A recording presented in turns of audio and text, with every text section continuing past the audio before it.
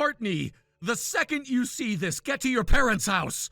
No, scratch that. Just come home now. I'll be at the station to pick you up. Get here now. Whoa, chill. I just got out of the bath. I didn't have my phone with me. What's up? What's up? What the hell do you think is up? I told you to come home immediately. You need to calm down. I told you I'm on a business trip. I can't just drop everything and come home. I'm still working. Stop lying. Just stop. I already know everything. What are you even talking about? Know what? The business trip you left for at the start of the week? I know it was a lie.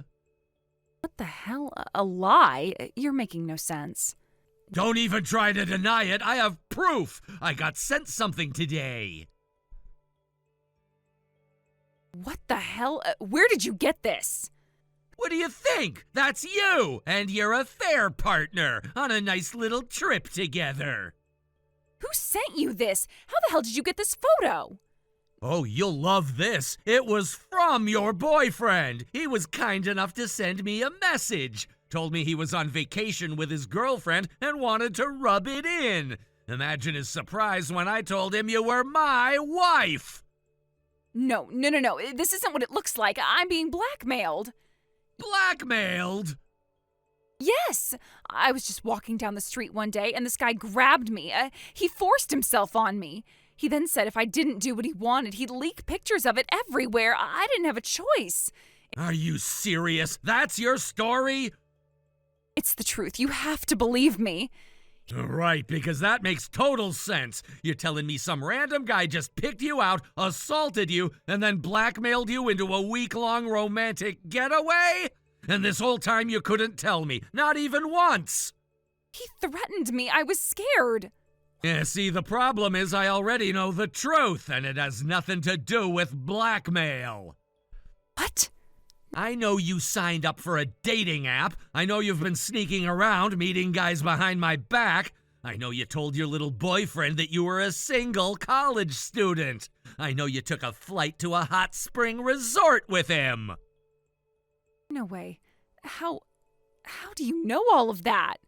I told you your affair partner sent me the pictures. But think about it. Why do you think I even have a way to talk to him in the first place? Because he's my colleague. Wait, what? That's right. Your precious boyfriend is Max. We've worked together for years. No way.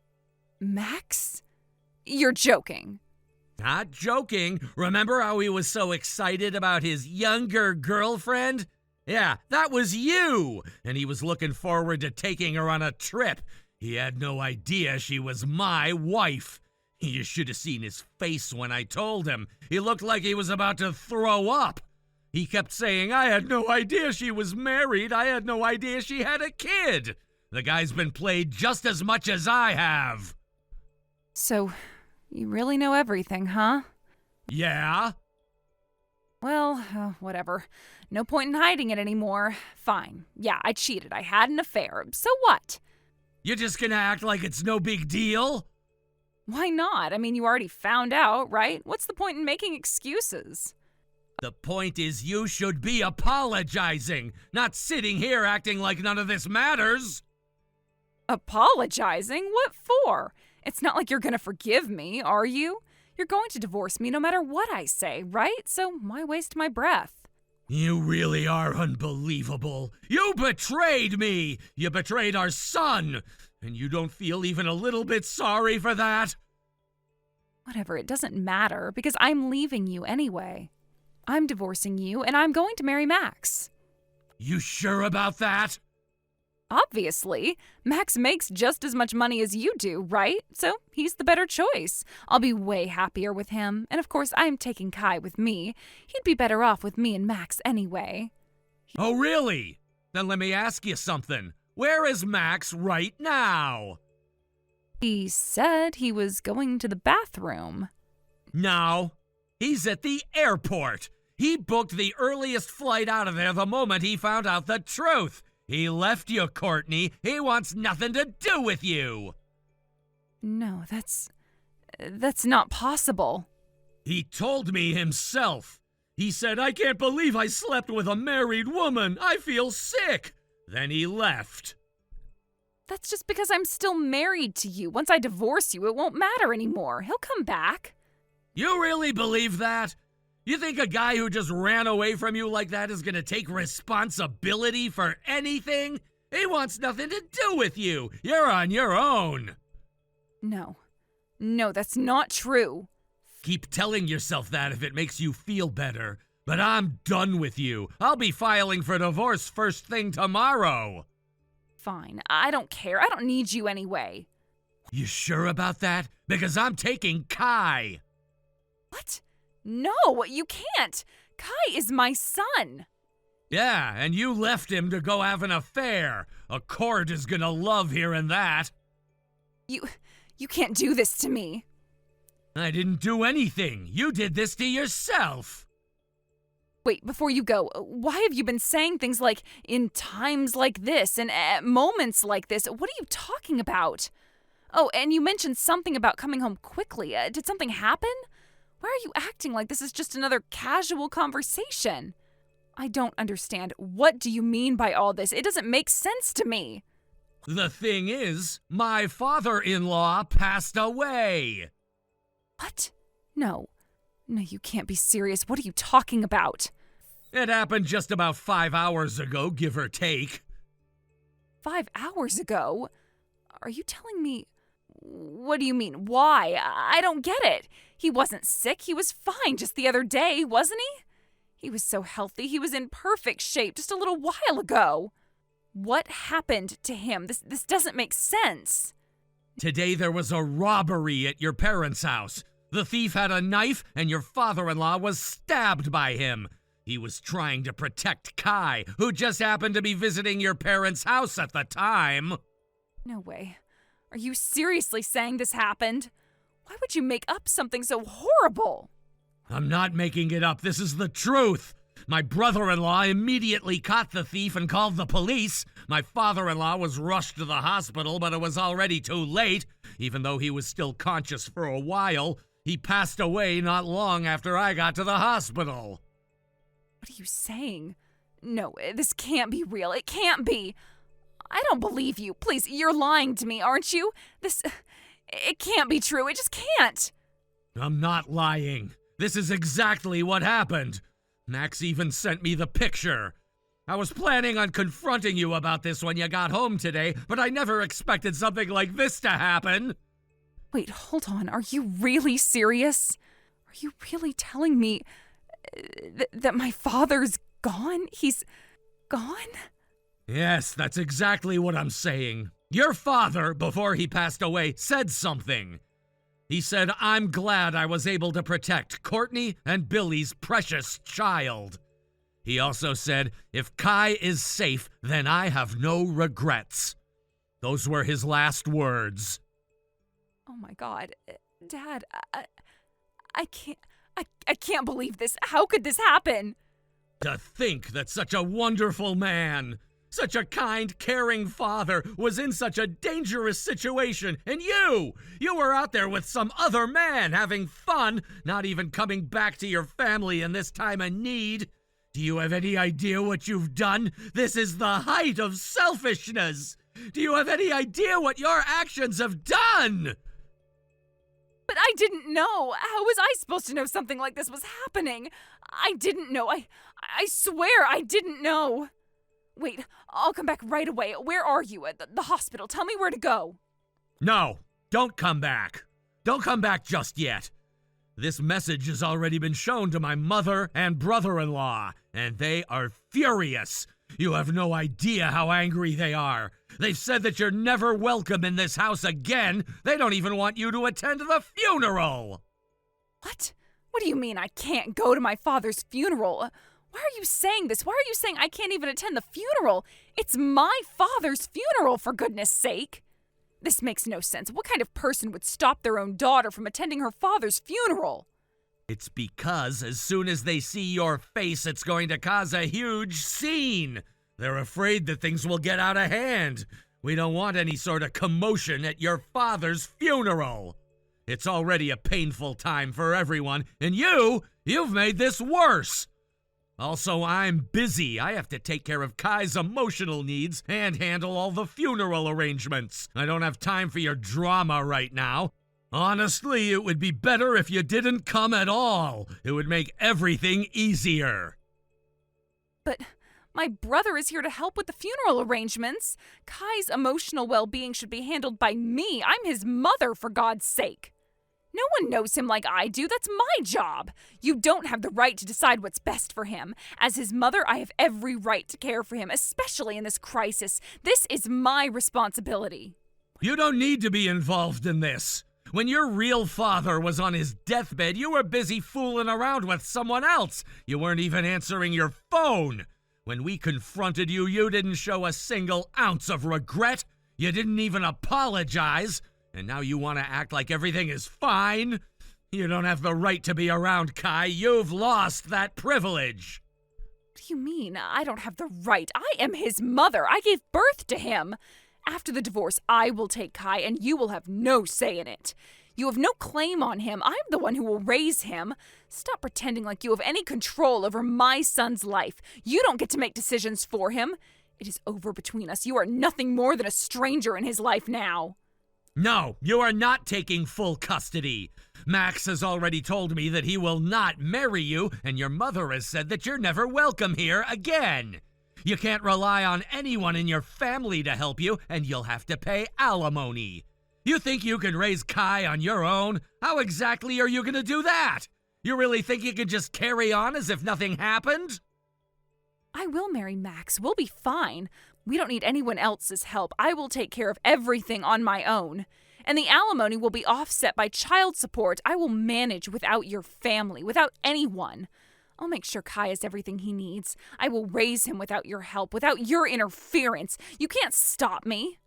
You're delusional if you think everything will just go your way. It won't. No matter what happens, I will not give up custody of Kai. If it means fighting you to the bitter end, then I will. I'll hire a lawyer and do whatever it takes to make sure you don't get away with this. I'm not backing down. You have no idea what you're up against. I won't let someone like you take my son away. A lawyer? You really think that's going to make a difference? You're underestimating me. I am Kai's mother. I've always been there for him, and I'll continue to be. He is still a little boy, and he needs his mom. Do you really think you can just take him from me? Are you that heartless? Do you really want to take him away from the one person who loves him more than anything in the world? Honestly, Kai would be better off without a mother like you. You've already shown your true colors. Your affair, your blatant disregard for your family, your selfishness. It's all so clear now. You don't deserve to be part of Kai's life anymore. If I could protect him from you, I would. But I'm coming back. I'm going to the funeral. I will not be stopped. I won't let you dictate this. The divorce and the custody battle can wait, but my father's funeral is something you can't control. I will be there. If you want to come back, you can. But your mother has already said you're not welcome at the funeral. You'll probably be kicked out. But if you want to try, go ahead. It's up to you. Don't lie to me. You can't do this. You can't kick me out of my father's funeral. I won't let you. You can't just take this away from me. Go ahead and keep believing whatever you want, but I can tell you one thing for sure. There's no place for you here anymore. Not in this family, not in Kai's life. You're done.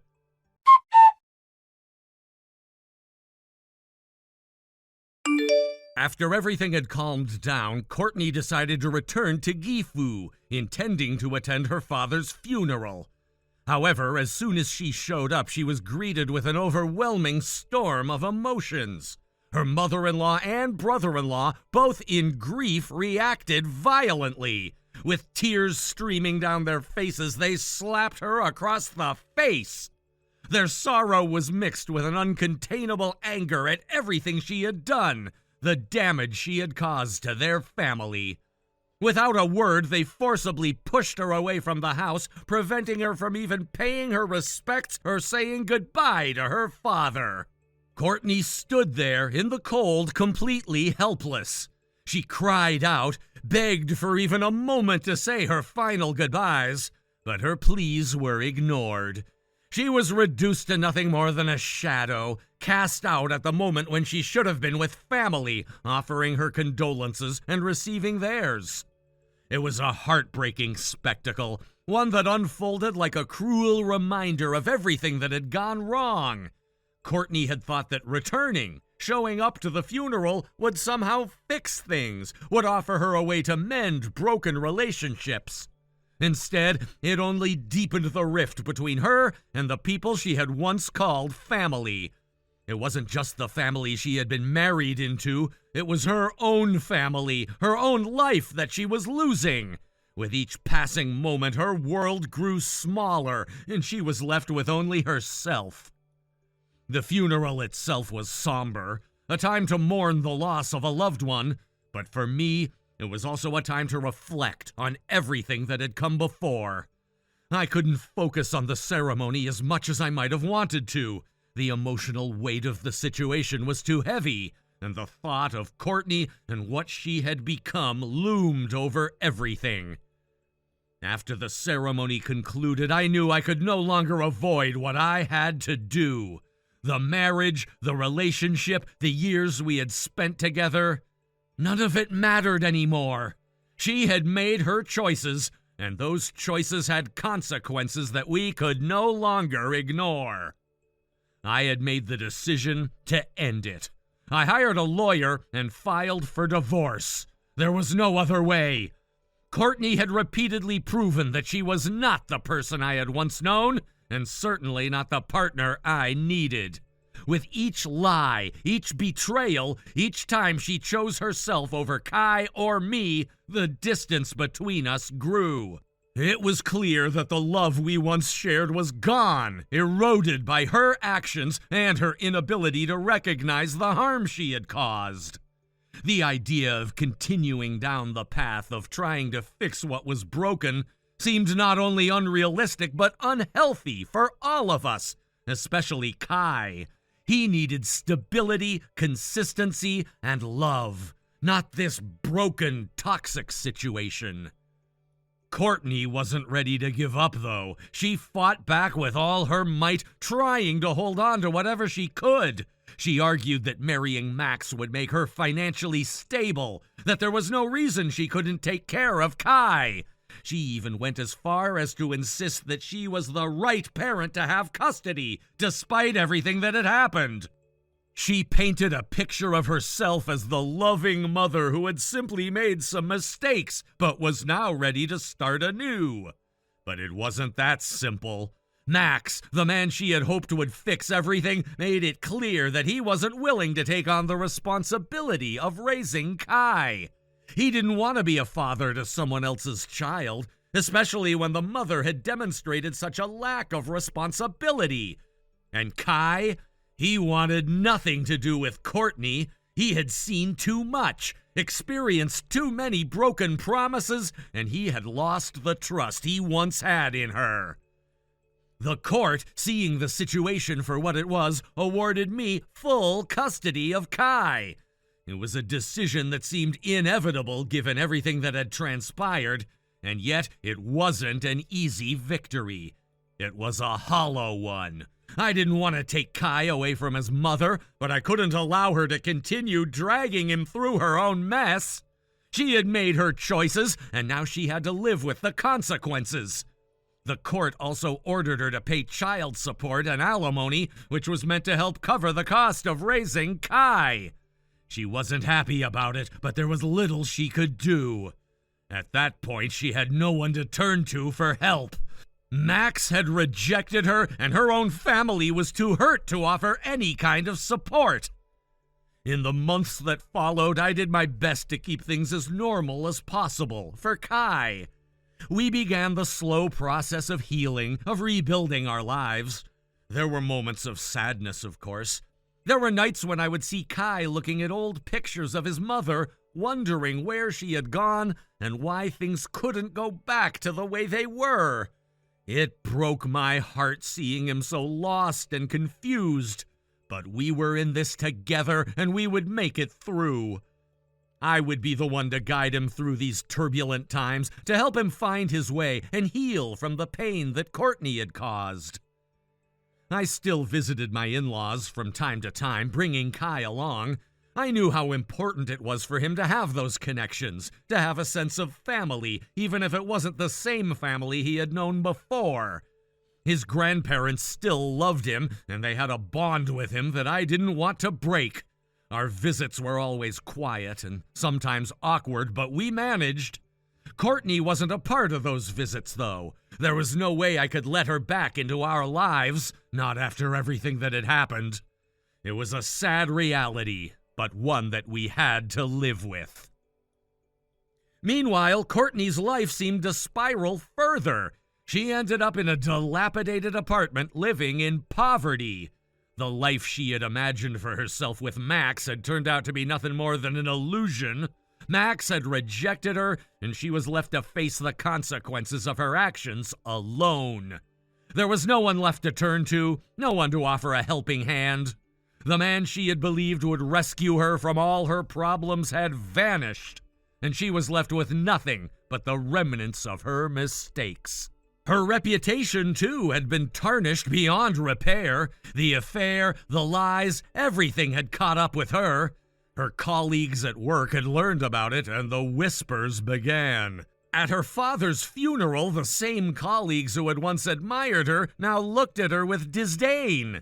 They turned away when she entered the room, giving her cold, judgmental stares. The social isolation must have been unbearable. She had gone from being someone with a certain level of respect to someone to be avoided. She no longer had a place at work, nor did she have a place in the social circles she had once moved in. She had made enemies of those who had once considered her a friend, and now she found herself alone with only her regrets for company. Thank you for watching and listening. We hope you enjoyed the video. Don't forget to like this video and subscribe. Also, feel free to leave a comment about what you thought of the story. We look forward to seeing you at the next story. Thank you for watching. Please subscribe and hit the like button. See you next time.